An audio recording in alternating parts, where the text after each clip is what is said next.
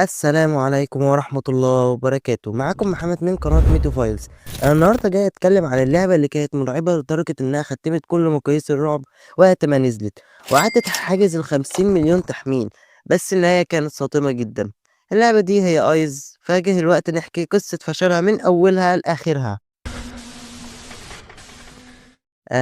أوكي، بداية نزول اللعبة رسميًا يوم 14 فبراير سنة 2013 من تطوير بولينا بيبس، وهي لعبة رعب مجانية بتديك حرية تمشي في قصر مهجور وغامض، بتلعب فيها بدور حرامي هدفه يسرق عدد معين من أكياس الفلوس، 6 و12 أو 20 أو حتى 30 كيس على حسب الصعوبة اللي بتختارها.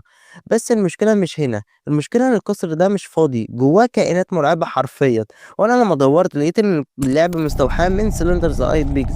بنفس فكرة إنك تجمّع حاجات وتهرب من الوحش، بس اللي ميّز أيز فعلًا هو الجو المرعب اللي موجود، زي الظلام، الأصوات، والتوتر اللي يخلّيك في شك على طول، مع إن الجرافيك بسيط إلا إنه فعّال جدًا وبيوصّل لك نفس الإحساس الحقيقي بالخوف والرعب.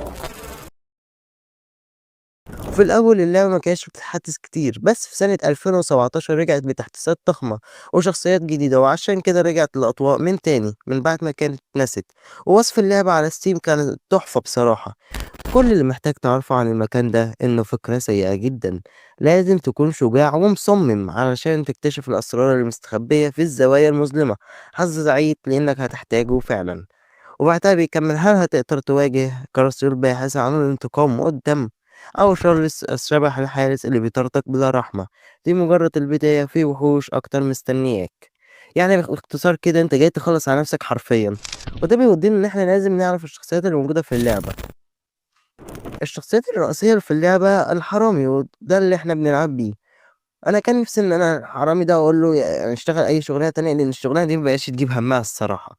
وزي مايلز شخصية جانبية غامضة شوية، وأنا بصراحة كسلت إني أجمع معلومات عنها.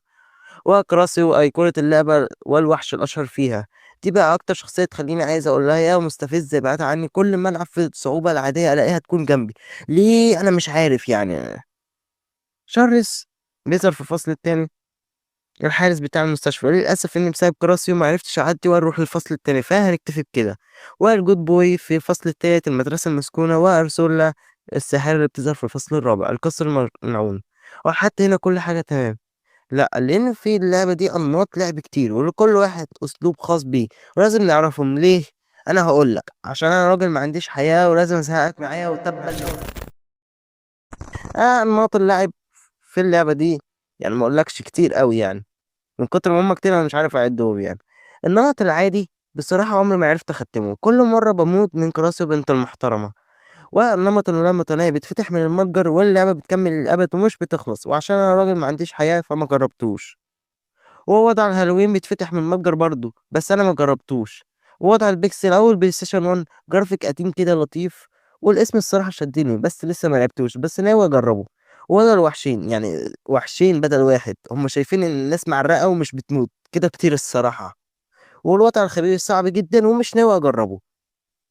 والوضع المغامر بيتفتح أول ما تخلّص الخبير ب100 عُملة، وده بصراحة لو أنا عندي وقت فراغ كنت خلّصته طبعًا يعني. في 2017 لمّا اللعبة اتحدثت واتضاف شخصيات جديدة، انتشرت تاني بشكل مجنون، وعدت حاجز ال50 مليون تحميل على الجوجل بلاي. ويوتيوبرز كبار زي بيوتي باي ومارك بلاير وغيرهم لعبوها، وده ساعدها تنتشر أكتر وأكتر، والناس كانت تتحدى بعض إنها تخلصوها من غير ما يصرخوا، وأنا منهم للأسف. فطبيعي جدًا إنها تبقى ترند وقتها. وكراسيو بقت رمز اللعبة زي ما سلندر مان كان رمز ألعاب الرعب زمان. ده كان حصل ما كنا نخاف منه يعني. بعد شوية بدأت الناس إن هو أحس إن الحاجات مش لطيفة، يعني اللعبة بتكرر نفسها ونفس القصر، نفس الجيم بلاي، نفس الفكرة. اجمع الفلوس واهرب من الوحش، يعني مفيش جديد، مفيش تحديثات حقيقية، كله زي بعضه. حتى الوحوش الجديدة ما كانتش بتفرق كتير في التجربة، لكنها كانت ممتعة في الأول. وبصراحة الرعب اللي كانت بتقدمه في الأول بدأ يختفي تدريجيا، والناس بدأت تقول عليها قديمة متكررة. والصراحة أنا قعدت أدوّر على الأسباب إنها ماتت بعد ما عاشت مرّة تانية، ولقيت 6 أسباب خلّتها تموت بالسرعة دي. ما فيش تحديثات لفترات طويلة، يعني الصراحة التحديثات هنا بحيث إنها تضيف map جديد، شيء في القصة أو أي حاجة تضيف طابع، حتى التغيير مش موجودة. وبلونا بيبسي كان شغّالة لوحدها فالتطوير كان بطيء. وللأسف إن بلونا بيبسي زي ما أنا عرفت إنها كانت شغّالة لوحدها، زي عادة الشغل لوحدك مش هتلاقي الوقت اللي يخلّيك تقعد تطوّر في لعبة من حيث أصوات، gameplay أو أي شيء تقريبًا، إلا لو أنت شخص ما عندكش حياة. حتى لمّا انضم إليها من خلال البيبس، السرعة ما زادتش بالشكل الكفاية.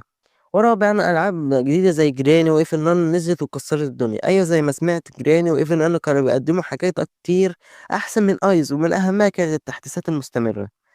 خامسًا ونفس الفكرة بدون أي قصة متطورة أو نهايات جديدة. واليوتيوبرز حتى وقّفوا يلعبوها عشان ما بقتش تجيب مشاهدات زي زمان. ودلوقتي في 2025 اللعبة تقريبًا انتهت من حيث النشاط على ستيم. عدد اللاعبين النشيطين ما بين ال2 وال6 وأعلى رقم وصلت له كان حوالي 30 لاعب، والنسخ المباعة حوالي 13,000 نسخة، وعلى جوجل بلاي لسه مكتوب 50 مليون تحميل، بس أغلبهم قديم يعني تحميلات قديمة في الأب ستور أرقام مش ثابتة من سنين. حتى مواقع زي بلاي تراكر وسنسور تاور بيقولوا إن عدد اللاعبين الفعليين قليل جدًا، حوالي 60,000 شخص بس اللي عندهم النسخة على ستيم. ونسخة أب تو تاون اتحمّلت 1.3 مليون ألف مرّة، وده برضه رقم كويس بس مش زي زمان. بس رغم كده اللعبة ليها مكانة خاصة عند اللي عاشوا أيامها، لإنها كانت من أول الألعاب اللي خلّتنا نحس إن ألعاب الموبايل ممكن بجد إنها تدخل عالم الألعاب الرعب وتنافس ألعاب كبيرة في المستقبل، بس أتمنى بتكون حال باللاعبين زي اللي بيحصل دلوقتي يعني. وبعض الملاحظات اللي لازم أتكلم عنها إن عدد التحميلات مش بتساوي عدد اللاعبين الفعليين، وموقع زي أب تو تاون وأب ستور سباي أرقامها مش رسمية يعني ممكن تكون أعلى أو أقل. وأب ستور أصلًا ما بيظهرش عدد التحميلات العام مش زي جوجل بلاي اللي بيظهر رقم تقريبي. والخلاصة بصراحة لعبة أيس كانت لعبة رعب وكانت تجربة نفسية مرعبة جدًا في وقتها، بدأت كمشروع بسيط من مطورة مستقلة وبقت ترند عالمي، بس زي ألعاب كتير مستقلة وقعت بسبب قلة التحديثات وضعف الدعم. بس برغم كل ده تأثيرها لسه موجود وهي اللي فتحت الباب لألعاب الرعب على الموبايل اللي بنشوفها النهارده، واللي لعبها زمان عمره ما هينسى هو مات كام مرة من كراسي وبنت المحترمة. وبكده نكون وصلنا لنهاية الحلقة، ولو الفيديو عجبك دوس لايك واشترك في القناة عشان تشجعني أعمل فيديوهات أكتر. وسيرفر الديسكورد بتاعي موجود في الوصف لو حابب تكلمني أو تشارك معايا نظريات أو أفكار جديدة. وبس كده، سلام.